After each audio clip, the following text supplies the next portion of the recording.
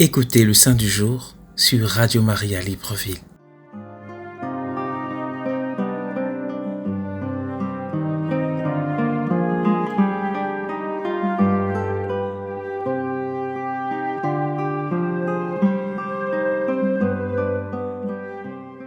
Saint Basile le Grand et Saint Grégoire de Nazianze, évêque et docteur de l'Église. 2 janvier. Saint Basile naquit à Césarée, l'an 329, d'une famille où la sainteté était héréditaire. Son père et sa mère, 2 de ses frères, 1 de ses sœurs, sans parler des autres, sont placés au rang des saints. Un seul défaut paraissait dans cet enfant de prédilection, sa faible santé. Elle se rétablit pourtant grâce aux prières de ses parents plutôt qu'aux remèdes.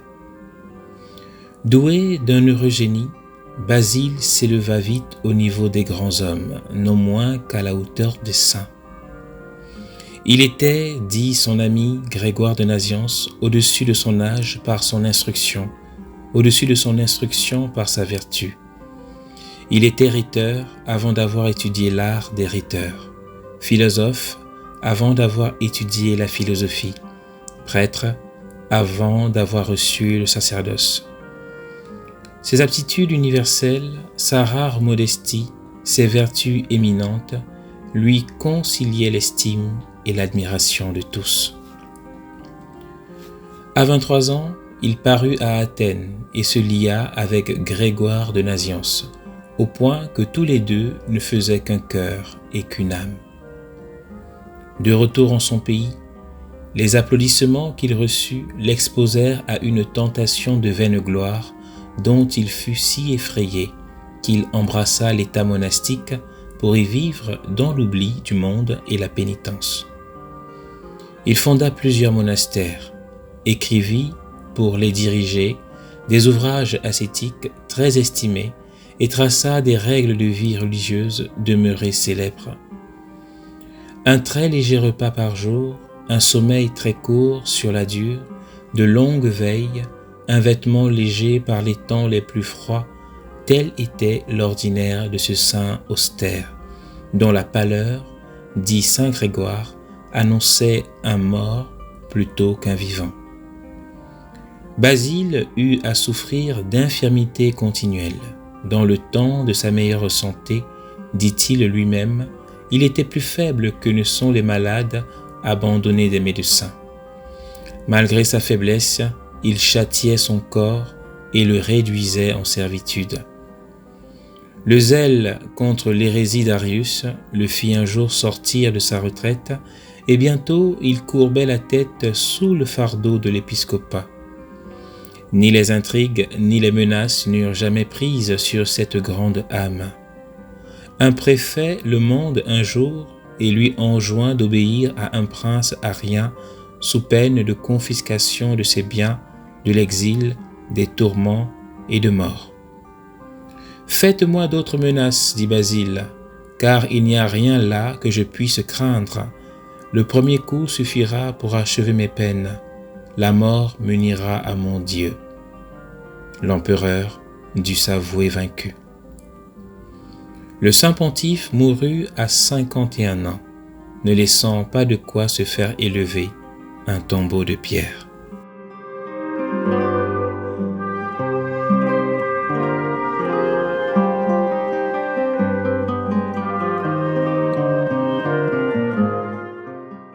La mère de saint Grégoire dut la naissance de ce fils à ses prières et à ses larmes. Elle se chargea elle-même de sa première éducation et lui apprit à lire, à comprendre et à aimer les saintes écritures. L'enfant devint digne de sa sainte mère et demeura pur au milieu des séductions. Un jour, raconte-t-il lui-même, j'aperçus près de moi 2 vierges d'une majesté surhumaine. On aurait dit 2 sœurs. La simplicité et la modestie de leurs vêtements, plus blancs que la neige, faisaient toute leur parure. À leur vue, je tressaillis d'un transport céleste. Nous sommes la tempérance et la chasteté, me dirent-elles. Nous siégeons auprès du Christ roi.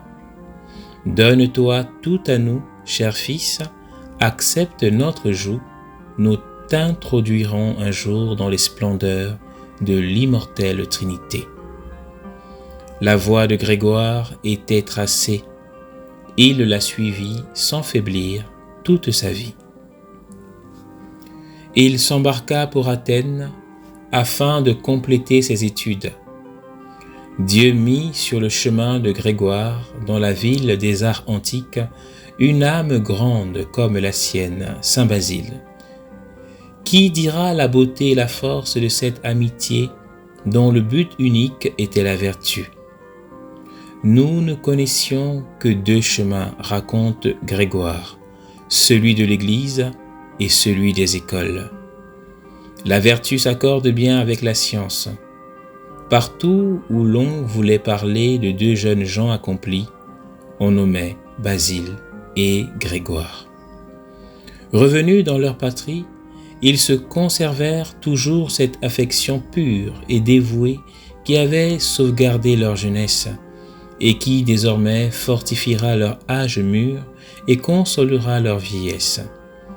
Rien de plus suave, de plus édifiant que la correspondance que ces deux grands hommes, frères d'abord dans l'étude, puis dans la solitude de la vie monastique, et enfin dans les luttes de l'épiscopat. À la mort de son père, qui était devenu évêque de Naziance, Grégoire lui succède. Mais au bout de 2 ans, son amour de la solitude l'emporte et il va se réfugier dans un monastère. Bientôt, on le réclame pour le siège patriarcal de Constantinople. Il résiste. « Jusqu'à quand, lui dit-on, préférerez-vous votre repos au bien de l'Église ?» Grégoire est ému.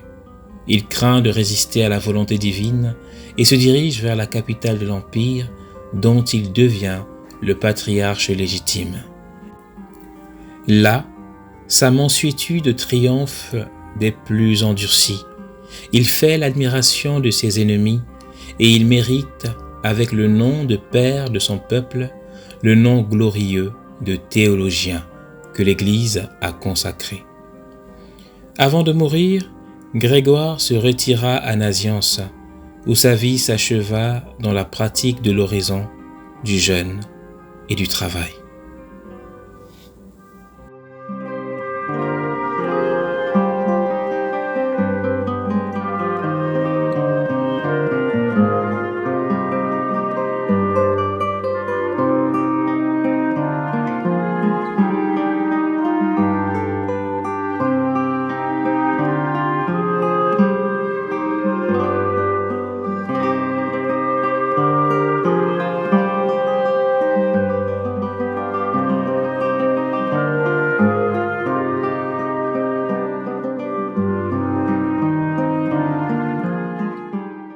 Écoutez le Saint du jour sur Radio Maria Libreville.